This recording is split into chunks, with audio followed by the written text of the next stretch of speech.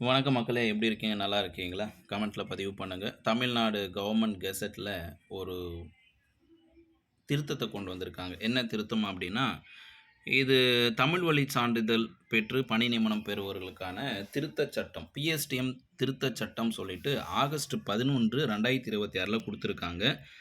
ஏற்கனவே நம்ம தமிழகத்தில ஆட்சி மாற்றம் ஏற்பட்டிருக்கு. மாற்றம் ஏற்பட்டாலும் பல்வேறு வகையில் மாற்றங்கள் இருக்கு. சில வகையில் ஏமாற்றங்கள் இருக்கு. எதெல்லாம் மாற்றம்னு கமெண்ட்ல பதிவு பண்ணுங்க. எதெல்லாம் ஏமாற்றம்னு கமெண்ட்ல பதிவு பண்ணுங்க. மிக முக்கியமான செய்திகள் உங்களுக்கு தேவை அப்படின்னா, இந்த வாட்ஸ்அப் சேனல்ல ஜாயின் பண்ணிக்கங்க. அரசு பணிகள் நியூஸ் 24/7 இந்த வாட்ஸ்அப் சேனல் லிங்க் நான் டிஸ்கிரிப்ஷன் தரேன். கமெண்ட்ல ஃபர்ஸ்ட் மெசேஜா பின் பண்ணி வைக்கிறேன்.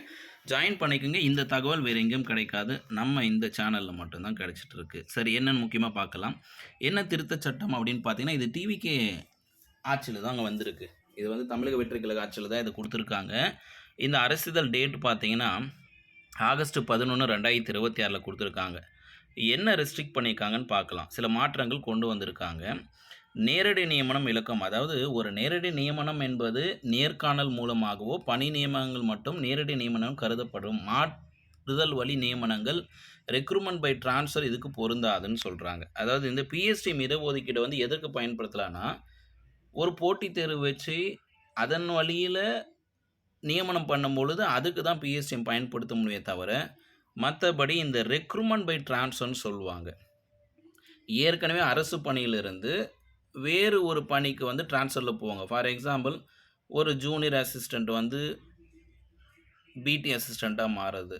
இல்ல ஒரு ஜூனியர் அசிஸ்டன்ட் வந்து பிஓவா மாறுது. இந்த மாரி ஏதாவது பணி மாறுதல் வகையில போகும்பொழுது, ரெக்ரூட்மெண்ட் பை ட்ரான்ஸ்ஃபர் பணி மாறுதல்ல போகும்போது அங்க பிஎஸ்டிஎம் முன்னுரிமை கிடையாதுன்னு சொல்லி இதில எடுத்துட்டு வராங்க. அடுத்து ஒரு முக்கியமான விஷயம் என்ன அப்டின்னா, பிஎஸ்டிஎம் ஒதுக்கீட்ட வந்து எப்படியெல்லாம் பயன்படுத்தலாம் ஒரு கட்டுப்பாடு குடுத்துருக்காங்க. பிஎஸ்டிஎம் ஒதுக்கீட்டில் ஏற்கனவே பணி நியமனம் பெற்ற ஒருவர் அதிக ஊதிய நிலையில் கொண்ட பதவிகளுக்கு மட்டுமே மீண்டும் பிஎஸ்டிஎம் முறை பயன்படுத்த முடியும். ஆனால் ஒரே ஊதிய நிலை கொண்ட பிற பதவிகளுக்கு மீண்டும் பயன்படுத்த முடியாது.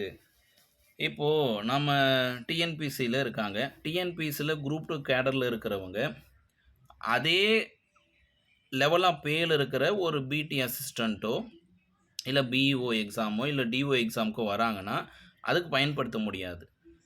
ஆனா, டிஎன்பிசி எக்ஸாம் எழுதி உள்ள போனவங்களோ, இல்ல டிஆர்பி எக்ஸாம் எழுதி உள்ள போனவங்களோ, தற்போது இருக்கின்ற ஹையர் லெவல் பேன்னு ஒண்ணு இருக்கு இல்லைங்களா? அவங்களுடைய சம்பளத்து விகிதத்த விட அதிகமான சம்பளம் கொண்ட குரூப் 1 கேடர், இல்ல டிஇஓ இந்த மாரி அதிகமான கேடர் கொண்ட பணியிடங்களுக்கு தான் போட்டி போடுறதுக்கு பிஎஸ்டிஎம் பயன்படுத்த முடியும்னு சொல்லியிருக்காங்க.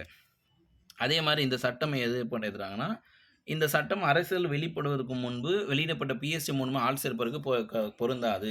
இந்த சட்டம் நடைமுறைக்கு வர்றது இந்த டேட் ஆகஸ்ட் 11ன்றதுனால, இதுக்கு முன்னாடி நியமனம் பெற்றவர்களுக்கு இது பொருந்தாது. ஏன்னா, ஏற்கனவே ரெக்ரூட்மெண்ட் பை ட்ரான்ஸ்ஃபர்லாம் சிலர் பண்ணியிருப்பாங்க.